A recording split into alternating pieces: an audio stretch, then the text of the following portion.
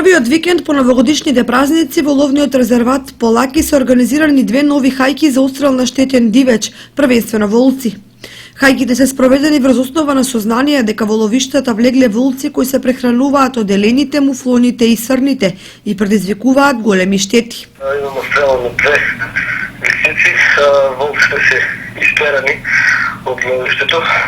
Имаме забележено два од кај се излезени.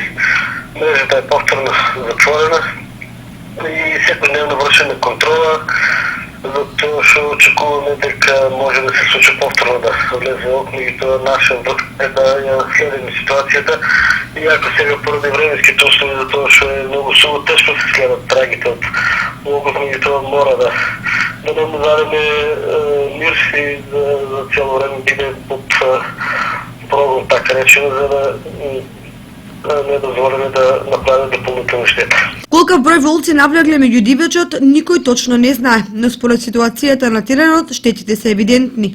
Па да сега, значи, има дадено 5 лопатара со трофејна вредност. Не се трофеите во медаји, значи од негде 110 до 140 поена си трофеите. Има дадено на кошута од обичните линии, еден шпицер од лопатарите, тоа што имаме најдено го сега. Може да има и нешто друго, и тоа работи се за голема површина, така да не може се да се најде кратко време. Поради зачестеното влегување на волците во резерватот, неопходна е постојана будност на ловочуварската служба и организирање хајки за отстрел или истерување на крволочните предатори. Ние во наредот да правиме помали хајки со помалку луѓе на повеќе места на ловиштето, тоа што смятам дека така ќе биде поефективно, кога има повеќе луѓе, колкото сете по-голямо присуство на луѓе и излезе преку мрежата и че хајката е доволно успешна. Он не е присутен во ловиштето, и тоа не е отстрел.